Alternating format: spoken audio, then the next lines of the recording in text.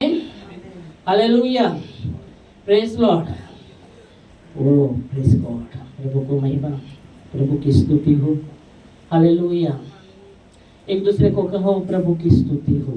Smile, जरा मुस्कुराते हुए कहो आमेन। प्रभु की स्तुति हो, प्रभु की स्तुति हो।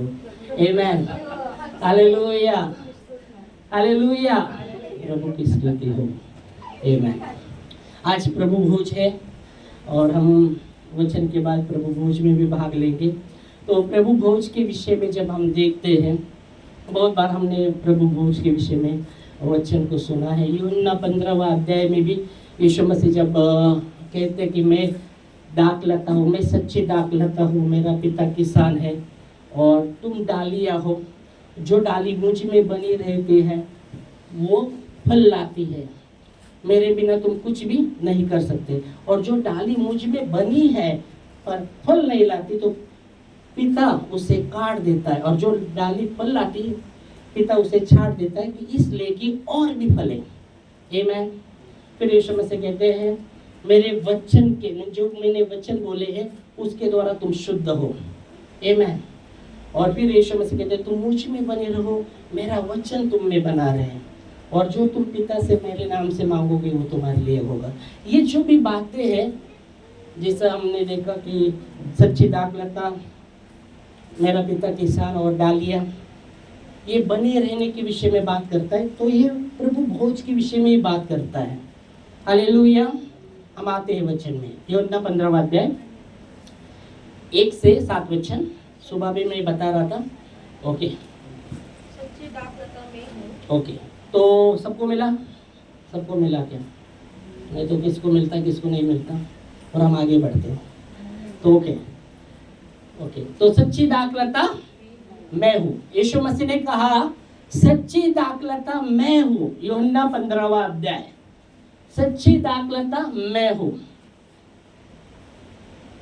खरा द्राक्ष, खरा काय म्हणला आहे? खरा द्राक्ष वेल मी आहे। ओके, मराठी मध्ये खरा द्राक्ष वेल मी आहे। तो यहाँ हिंदी में कहा गया सच्ची दाखलता मैं हूँ। जब यीशु मसीह यहाँ कहते हैं सच्ची दाखलता मैं हूँ, तो इसके लिए हमको समझने की बात है कि इसके मतलब ऐसी भी दाखलता होती उस समय रहेगी जो सच्ची नहीं थी। समझो, ऐसी भी दाखलता रहेगी उस समय जब यीशु मसीह कहते हैं सच्ची दाखलता मैं हूँ। जैसे वो यूहन्ना 14:6 में यीशु मसीह ने कहा मार्ग सत्य जीवन में ही हूँ। ओके, तो यहाँ जब यीशु मसीह यूहन्ना 15 का शुरू जब करते तो सच्ची दाखलता मैं हूँ। आमीन। मतलब यीशु मसीह ने ये बातें इसलिए कही क्योंकि शायद उस समय भी कुछ ऐसे झूठी दाखलताएं हो सकती थी या होती थी, इसलिए यहाँ यीशु मसीह कहते सच्ची दाखलता मैं हूँ। आमीन। हालेलुया। सच्ची दाखलता वो यीशु मसीह है। फिर यीशु मसीह आगे बढ़ते हैं। और मेरे पिता किसान है। मेरा पिता किसान है, मेरा पिता किसान है। ओके, मेरा पिता, ओके, मेरा पिता किसान है। यीशु मसीह कहते सच्ची दाखलता मैं हूँ, मेरा पिता किसान है। आमीन। पिता के विषय में वो कहते वो मेरा पिता क्या है? किसान है। बहुत आप देखेंगे तो किसान, ओके, किसान क्या करता है? जो भी पेड़ जो भी लगाते हैं उसका देखभाल किसान ही करता है। ओके, तो यहाँ यीशु मसीह कहते हैं सच्ची दाखलता मैं हूँ, मेरा पिता किसान है। आमीन। दूसरी बात आगे बढ़ते, जो डाली मुझ में है हाँ, और नहीं फैलती उसे वो काट डालता। यहाँ पहली बात समझने की बात है कि जो डाली प्रभु में है पर वो फलती नहीं तो वो उसे काट देता है। और कौन काट देता है? पिता जो किसान है। ओके, तो यहाँ यीशु मसीह कहते हैं जो डाली मुझ में है पर फलती नहीं। डाली अभी यहाँ समझने की बात है, वो सच्ची दाखलता है, पिता किसान है और हम डालियाँ हैं। आप और मैं डालियाँ हैं। ओके, तो हमें समझने की बात है, हमें समझने की बात है, ध्यानपूर्वक समझने की बात है। जब हम प्रभु में बने हैं फिर भी हम फलते नहीं, इसका मतलब क्या बता रहा है प्रभु में होकर भी हमारा जीवन, जो जीवन आत्मिक जीवन फलता नहीं, प्रभु में होकर भी हमारा जीवन फलता नहीं, आत्मिक रीति से फलता नहीं। यीशु मसीह ने देखो, जब हम बपतिस्मा लिया तो हमारा आत्मिक जन्म शुरू हुआ। जब हम बपतिस्मा लिया, यीशु मसीह ने बपतिस्मा लिया पिता पुत्र पवित्र आत्मा में, तो हमारा आत्मिक जन्म हुआ है। वहाँ हमारा आत्मिक आत्मिक जीवन जन्म वहाँ हुआ है, आत्मिक जन्म वहाँ हुआ है।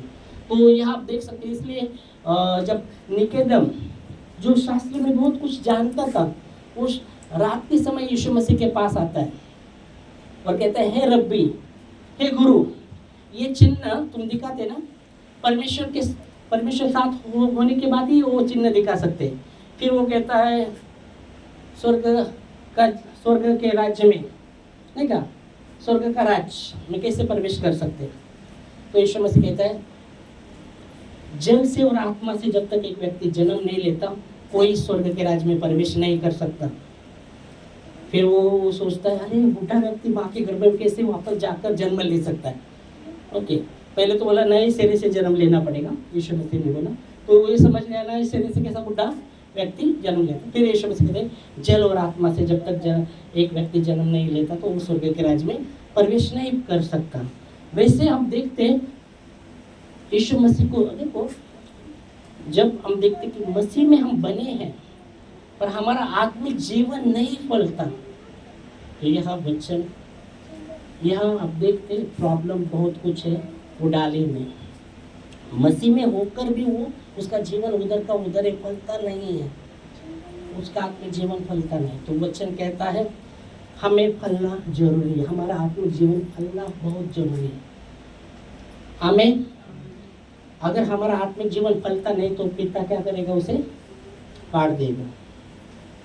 यह वचन कहता है, पिता उसे काट देता है। यीशु मसीह ने कहा, जो डाली मुझ में बनी है पर फलती नहीं, तो पिता उसे काट देता है। दूसरी बात आगे बढ़ेंगे, जो फलती है अभी दूसरी बात है, जो डाली फलती है, फल लाती है। ओके, अभी फल लाती है, देखो, फल लाती है। जो डाली फलती है तो उसे भी छांटता है। क्यों छांटता है? कि वो बहुत फल लाए। जो डाली फलती है उसे वो छांटता है, काटता नहीं है, छांटता है। जो डाली उसमें होकर भी फलती नहीं, उसे वो काट देता है पिता किसान। और जो डाली फलती है उससे छांट देता है। मतलब क्या? पिता चाहता है और भी हम फल लाए। जो डाली फल ला रही है ना, फल रहा है, उससे वो क्या करता है? छांटता है, ताकि वो चाहता है कि और भी फल लाए, वो डाली और भी फल लाए। हालेलुया। यीशु मसीह ने एक जगह कहा, तुम जितना ज्यादा फल लाओगे उससे मेरे पिता की महिमा होती है। आमीन। तो जो डाली फलती है उसे छांटता है, ताकि वो चाहता है कि और भी हम फल लाए। आमीन। Hallelujah. Praise God, praise God. Hallelujah. अभी फल के विषय में जब कहा गया, ओके, तो फल किसको कहा जाता है? चलो, फल कौन सा फल लाने के बारे में? हाँ, फल क्या है? तो बाइबल कहते हैं आत्मा का फल प्रेम, आनंद, भलाई, नम्रता, संयम, ये आत्मा के फल है। प्रभु चाहता है वो फल हमारे में रहे, और भी फल लाए, और भी फल लाए। दूसरी बात है कि हमारे जीवन के द्वारा प्रभु का प्रचार होना, क्योंकि प्रभु भोज के विषय में कहा गया है, ये मेरी मृत्यु की घोषणा में है, मेरी मृत्यु की प्रचार में ये लिया करो। मतलब हमारे जीवन से उसकी घोषणा होना। नहीं तो हम आते खाते, पर वो जीवन जो फलना है वो फलना बहुत जरूरी है। इसलिए बाइबल कहती है योग्य रीति से उसमें भाग लो, अयोग्य रीति से मत, योग्य रीति से भाग लेना। अभी योग्य रीति क्या है? योग्य रीति समझना है। योग्य रीति, योग्य रीति क्या है? चलो बोलो, आप ही बोलो, योग्य रीति क्या है? बोलो, योग्य रीति क्या है? प्रभु भोज में हम भाग लेते तो वहाँ पौलुस कहते हैं योग्य रीति से भाग लो। हाँ हाँ, मन शुद्ध करना, इसका मतलब हाँ मन शुद्ध करना। तो मन कैसा शुद्ध होता है? मन कैसे, आगे आगे आते हम, आगे वचन में है। तो मन कैसा शुद्ध होता है? चलो ओके, तुम ठीक है, एक मन शुद्ध करना, और क्या योग्य रीति? चलो, और योग्य रीति क्या है? बोलो। मन की रक्षा करो। योग्य रीति के बारे में हम बात कर रहे हैं। योग्य रीति जो श्रीनिवास भाई बोले मन को शुद्ध करना, ओके चलो, और योग्य रीति क्या है? पूरी रीति से समर्पण, अधूरा नहीं। पूरी रीति से मतलब वो भी समझ लें। पूरी रीति से समर्पण, बोलो पूरी रीति समर्पण क्या है? पूरी रीति से समर्पण, इन्होंने कहा पूरी रीति से समर्पण, तो उसका पूरी रीति से समर्पण का अर्थ भी हमें समझना। क्या है पूरी रीति समर्पण?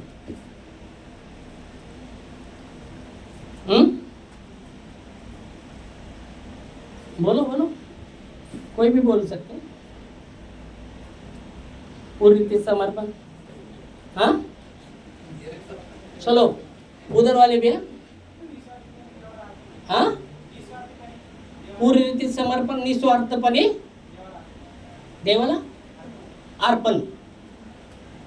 पूरी रीति समर्पण मतलब निस्वार्थाने देवाला अर्पण करणं। निस्वार्थाने म्हणजे काही अपेक्षा नाही ठेवायला पाहिजे, असं का? आपण काहीच अपेक्षा ठेवायला नाही पाहिजे देवाकडे।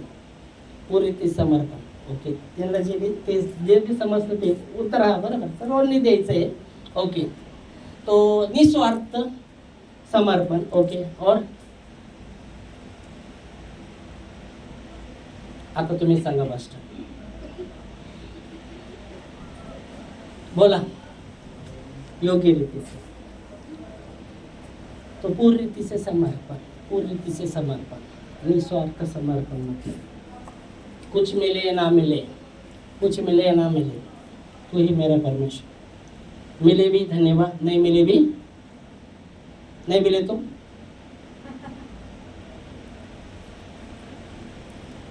नहीं मिले भी, पर तो भी धन्यवाद। निस्वार्थ ही बोलेंगे ना, है ना? मिले तो भी धन्यवाद, नहीं मिले भी धन्यवाद। हालेलुया। तो पूरी रीति से समर्पण मतलब तन मन धन सब कुछ प्रभु आपके हाथ में, सब कुछ प्रभु आपका है, मेरा नहीं। क्योंकि बाइबल कहती है पृथ्वी और पृथ्वी में जो कुछ है सब कुछ यहोवा का है, उसमें निवास करने वाले भी परमेश्वर के हैं। हेलो, आमीन। हम गाना गाते ना, हमें तेरे हाथों की रचना, हम उसके हाथों की रचना। तन मन धन हमारा है, ऐसे कहते। तो हमारा है बोले तो समर्पण नहीं पूरी रीति से, वही हो गए ना। पर हम बोलते तन मन धन सब कुछ तेरा है, इसे शैतान को ना छोड़े। इसका मतलब समर्पण को ही दर्शाता है। गाने में का एक अर्थ समर्पण, पूरी रीति से समर्पण। आमीन। तो योग्य रीति से भाग लेना, योग्य रीति से कमिट रहना, कमिटमेंट मतलब क्या बोलेंगे? उपलब्ध, परमेश्वर के लिए हमेशा उपलब्ध।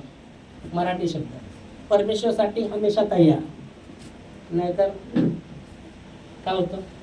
कवरेच्या बाहेर। कोणाला कवरेच्या बाहेर मतलब उपलब्ध नाही। परमेश्वरसाठी हमेशा उपलब्ध असणं, त्याच्या वचनासाठी हमेशा उपलब्ध असणं।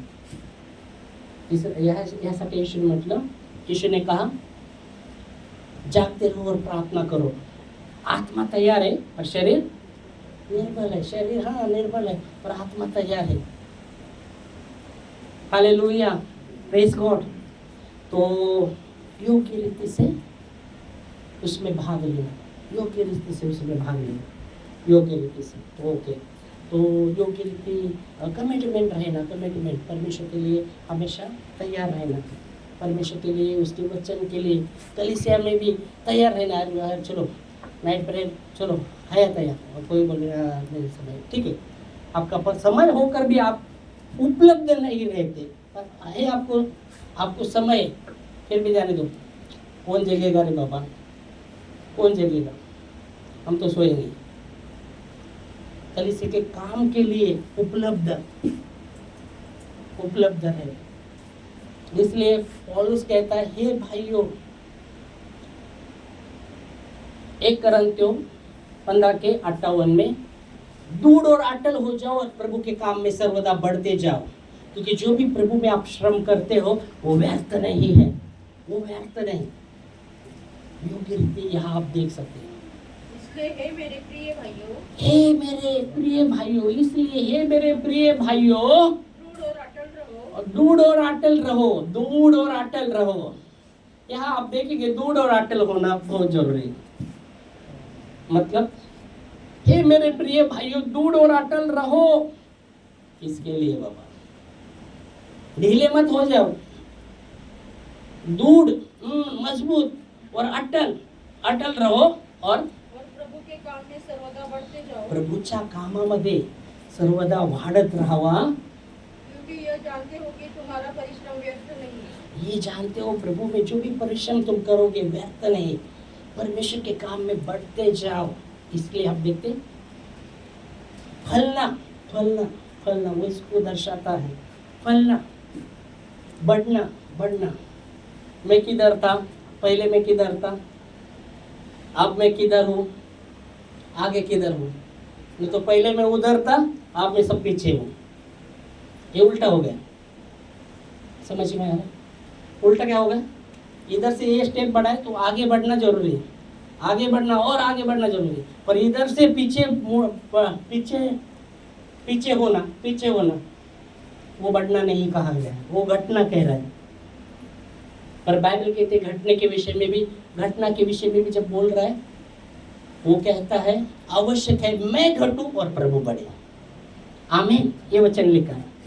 वो नहीं कहा कि प्रभु के काम में हम घटते जाए, वो कहता है प्रभु के काम में बढ़ते जाओ, क्योंकि प्रभु में जो भी परिश्रम करते हो वो व्यर्थ नहीं है, उसका प्रतिफल परमेश्वर देगा। हेलो, आमीन, ओके। तो योग्य रीति से भाग लेने के विषय में हम देखते हैं। तो वचन क्या कहता है? यूहन्ना में हमने देखा था, क्या किधर थे? यूहन्ना 15वां अध्याय में, हाँ, कौन सा वचन पढ़ रहे थे? अभी किधर थे हम? जो डाली मुझ में है पर फलती नहीं, उसे पिता काट देता है, और जो फलती है उसे पिता छाड़ देता है, ताकि और भी फले, और भी फल लाए। आमीन, आगे बढ़ेंगे, चलो। तुम तो उस वचन के कारण जो मैंने कहे हैं, तुम तो उस वचन के कारण जो मैंने तुमसे कहे शुद्ध हो। आमीन। प्रभु का वचन हमें शुद्ध करता है, यीशु मसीह का लहू हमें साफ करता है। Hello, praise Lord. जीवन हम देखो, संसार में हम हैं, याद रखिएगा, आपने या मैंने प्रभु को नहीं चुना। वो कहता है मैंने तुम्हें चुना है। समझिए, आपने चुना है क्या, या मैंने नहीं चुना? वो कहता है मैंने तुम्हें चुना है। यदि मैंने चुना रहेगा तो मैं बोलूँगा जाने, मैं जब मर्जी आएगा तो बाइबल पढ़ूंगा, क्योंकि मैंने चुना है। जब मर्जी होगा तो प्रार्थना करूंगा, नहीं तो नहीं करूंगा, क्योंकि मैंने चुना है। जब मर्जी होगा तब चर्च जाऊंगा, नहीं तो नहीं जाऊंगा, मैंने चुना है। पर बाइबल कहती है, वो कहता है तुमने मुझे नहीं चुना। कमेंटमेंट के विषय में बात कर रहा हूं मैं। आपका समर्पण परमेश्वर के प्रति, अगर आप अब ऐसे मनसा करते तो ऐसा मनसा वो दर्शाता है मैंने चुना है परमेश्वर को, उसने नहीं मुझे चुना। पर वो कहता है नहीं, तुमने मुझे नहीं चुना, मैंने तुम्हें चुना है। आमीन, प्रेज़ लॉर्ड। क्यों चुना है?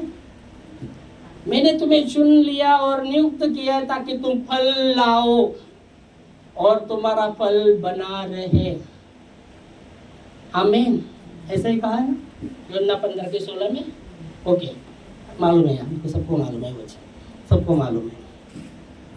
पर समझने की बात क्या है कि हमने उसे नहीं चुना, उसने हमें चुना है। संसार में हम हैं पर संसार के नहीं हैं।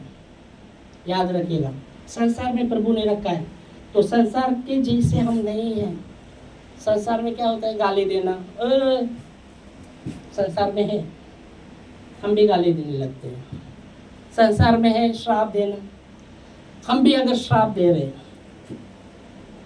याद रखिएगा, संसार से हमें अलग है। संसार में रखा है, संसार के जो भी परंपरा है उसमें हम सब क्या होते, सौभाग्यता होते। प्रभु ने आपको चुना है, संसार में रखा है पर संसारिक नहीं हो, क्योंकि यूहन्ना 1:12 कहता है जिसने उसको स्वीकारा उन्हें संतान होने का उसने अधिकार दिया। यूहन्ना 1:12 कहता है जितने उसके नाम पर विश्वास किया, मतलब यीशु मसीह को स्वीकार अंगीकार किया, उनको उसने उसकी संतान होने का अधिकार दिया। पढ़ो यूहन्ना 1:12। परंतु जितक्याने त्याचा स्वीकार केला, जितक्यांनी त्याचा स्वीकार केला, तितक्यांना म्हणजे त्याच्या नावावर विश्वास ठेवणाऱ्यांना, त्याच्या नावावर विश्वास ठेवणाऱ्याला त्याने देवाची मुले होण्याचा अधिकार दिला। ओ, परमेश्वर की संतान होने का अधिकार दिया। आमीन। तो हम संसार में है पर संसार से अलग है। याद रखिएगा, संसार में रखा है पर संसारिक नहीं है। याद रखना। ओके, तो वचन कहता है उस वचन के द्वारा जो मैंने कहे हैं तुम क्या हो? शुद्ध हो। तो यीशु मसीह का, प्रभु का वचन हमें शुद्ध करता है, उसका लहू हमें साफ करता है। आमीन, आमीन। फिर आगे पढ़ेंगे, उसने कहा मैंने जो वचन कहे उसके द्वारा तुम शुद्ध हो। ओके, तो मैंने आगे पढ़ेंगे, चलो। तुम मुझ में बने रहो, मैं तुम में। जैसे डाली यदि दाखलता में बनी न रहे तो अपने आप से नहीं फल सकती। ओ, वचन कहता है डाली अगर दाखलता में बनी नहीं रहेगी तो अपने आप फल नहीं सकती। तुम मुझ में बने रहो, मैं तुम में। जैसे डाली अगर दाखलता में बनी नहीं रहती वो फल नहीं सकती, क्योंकि दाखलता जो है, जो दाखलता मतलब जो पेड़ है, दाखलता उसकी जड़ से उसको खाना ऊपर लाती है और क्या वो खाना फैलाती है। वो डालिया में वो खाना जाता है, उनको पोषण कहाँ से मिलता है? दाखलता से डालिया को पोषण मिलता है। याद रखिएगा, डालिया को दाखलता से पोषण मिलता है, क्योंकि दाखलता के जो जड़ है वो खाना को ऊपर लाती है और डाली तक पहुंचाती है, तभी वो फल सकती है डालिया। और इसलिए यहाँ वचन कहता है, क्या पढ़ा वचन? तुम मुझ में बने रहो, आगे पढ़ेगा। हाँ, तुम में जैसे डाली यदि दाखलता में नहीं बनी रहती अपने आप में नहीं फल सकती, वो अपने आप नहीं फल सकती, क्योंकि उसको पोषण कहाँ से मिला है? दाखलता से। और इसलिए उसमें बना रहना बहुत ही जरूरी है। फिर कैसी भी परिस्थिति क्यों ना आए, प्रभु में बना रहना बहुत जरूरी है। बहुत से लोग परिस्थिति में उनका विश्वास, कैसी भी परिस्थिति हो उसमें बना रहे, वो परिस्थिति बदल लेगा, पर उसमें बना रहना बहुत ही इम्पोर्टेंट है। प्रभु में बना रहना बहुत ही इम्पोर्टेंट है। हालेलुया। नूह ने जब जहाज बनाया, जो भी उसमें था जहाज में वो सुरक्षित रहे ना। परमेश्वर की ओर से उसको आज्ञा मिला था कि ऐसा जहाज बना, क्योंकि बहुत ही बारिश आने वाला है। और सब लोग ठट्टा करने लगे थे, अरे यार धूप पे कहाँ से बारिश आएगा। वो कहता है मन फिरा हुआ, ऐसा होने वाला है, ऐसा होना, वो जहाज बना रहे हैं, धूप में कहाँ से जहाज, किधर बारिश हो सकता है। वो लोग उसका मजाक उड़ा रहे थे। पर बाइबल कहती है परमेश्वर ने जो भी कहा उसने वो किया, और जितने भी वो प्राणी उसमें थे, नाव में थे, वो बचे रहे, क्योंकि वो अंदर थे, वो बचे रहे। बाहर जो था वो सब खत्म हो गया, जल प्राय से पूरा खत्म हो गया, जो भी अंदर थे तो प्रभु में बने रहना है। कैसी भी परिस्थिति आने दो जीवन में, प्रभु में बने रहना है। परिस्थिति बदल जाएगा, परमेश्वर बदलेगा, पर उसमें बने रहना बहुत इंपॉर्टेंट है। परिस्थिति आ गई तो बहुत से लोग का विश्वास हिलने लगता है, बहुत से लोग विश्वास से प्रभु से दूर होते हैं, मतलब दूर भी होते हैं। परमेश्वर का वचन कहता है, परमेश्वर का वचन कहता है इब्रानियों उसका 3 अध्याय और 12 वचन कहता है, तुम्हें ऐसा बुरा और अविश्वासी मन ना हो जो जीवित परमेश्वर से तुम्हें दूर लेके जाए। यहाँ कहा गया है इब्रानियों उसका 3 अध्याय 12 वचन, हे भाइयों चौकस रहो। पहला वो जो लिखने वाला कहता है, हे भाइयों चौकस रहो, हे भाइयों चौकस रहो। ओ हे भाइयों चौकस रहो,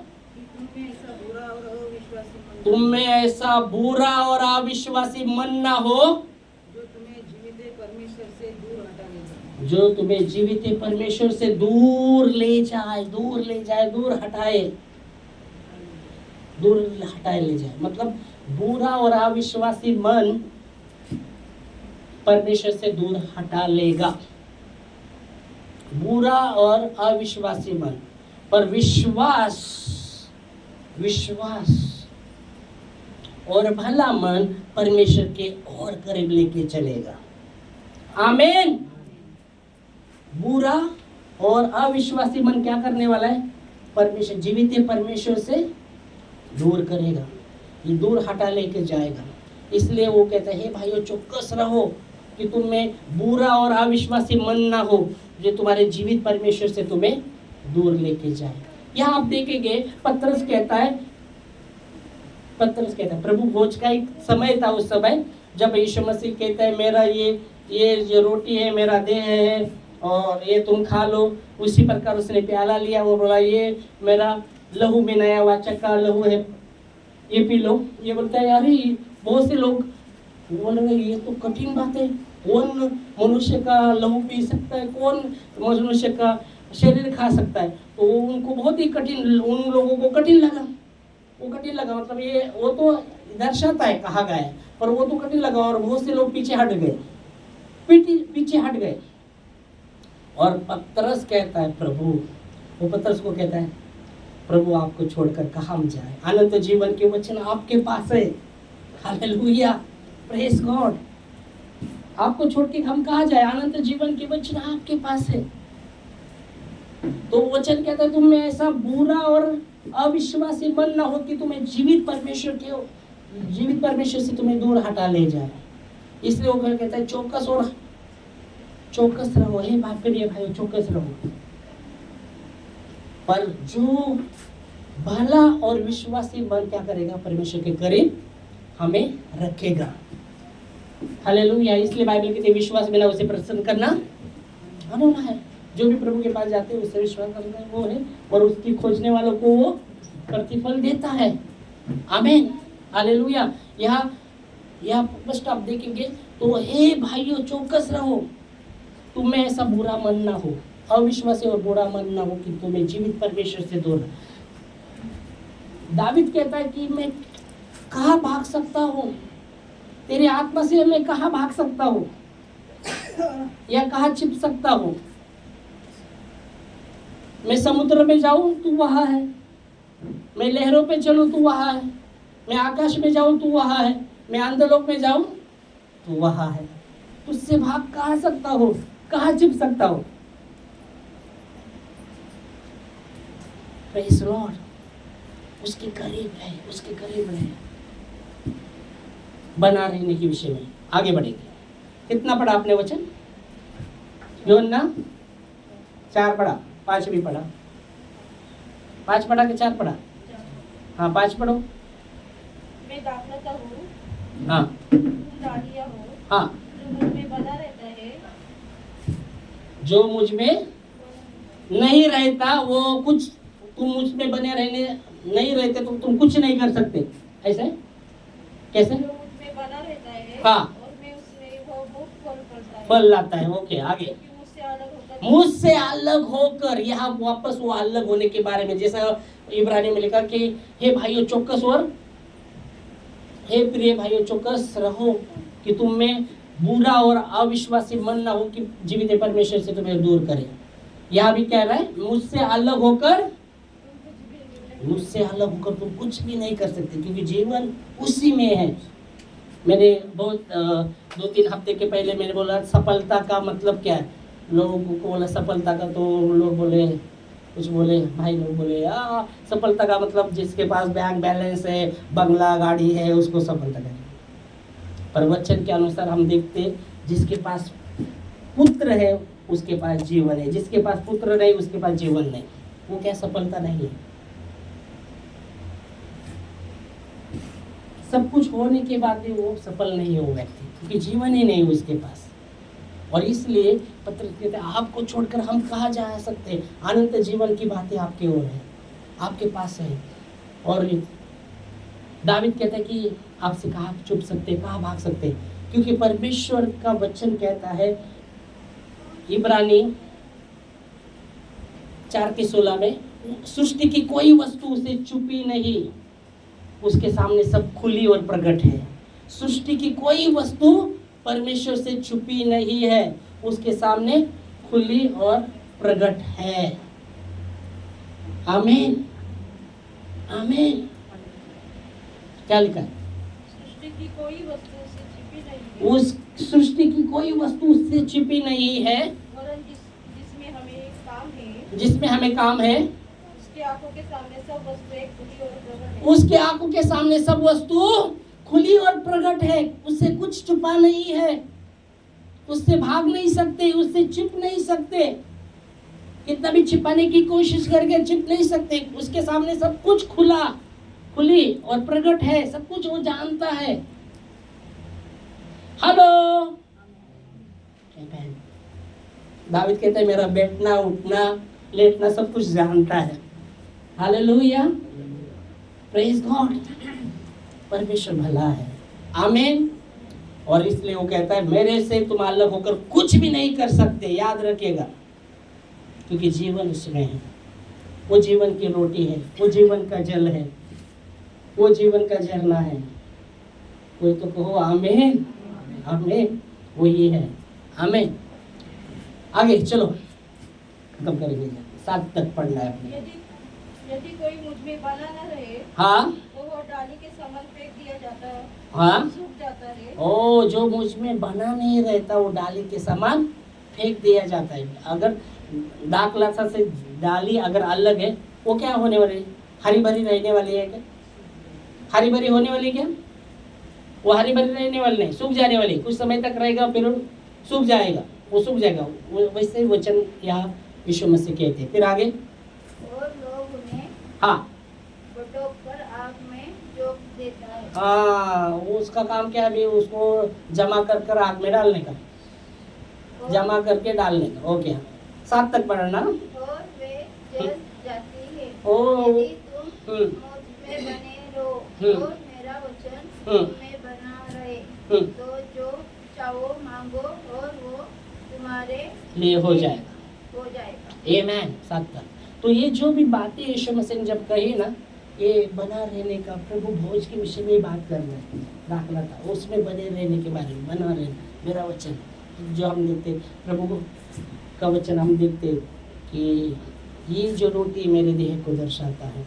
फिर वो कहता है ये जो प्याला है मेरे नया लहू का वाचा को दर्शाता। जब हम लेते उसमें बने रहे, उसमें बने रहे। आमीन। इस समय हम खड़े होंगे प्रार्थना में और प्रभु को धन्यवाद देंगे और योग्य रीति से हम भाग लेंगे। कमिटमेंट रहे परमेश्वर के साथ, तुम्हारा कमिटमेंट परमेश्वर के साथ होना चाहिए, कलीसिया के साथ। नहीं तो कलीसिया के साथ भी कमिटमेंट रहना चाहिए, नहीं तो महीने में एक बार हम चर्च में आते हैं वो नहीं होना चाहिए। हफ्ते में, अगर हफ्ते में नहीं आपको जम रहा, बहुत दूर है आप, तो 15 दिन में तो आना चाहिए चर्च कलीसिया में। मैं तो कहूँगा हर हफ्ते में आओ। ओके, मैं तो 15 पास्टर सूट दे रहे, चलो अपना, तो आप पढ़े आपका कमिटमेंट कैसा है परमेश्वर के साथ। ओके, और समय पर आना। किसी ने कहा मेरे से, वो दिखाऊंगा वीडियो, एक वो उसने शब्द बोले, अगर हम लेट आते तो परमेश्वर का अपमान करते। मेरे पास एक वो दिखाऊंगा। तो समय पर आने की कोशिश करें, समय पर प्रभु को पहला स्थान दे, समय पाए। आमेन।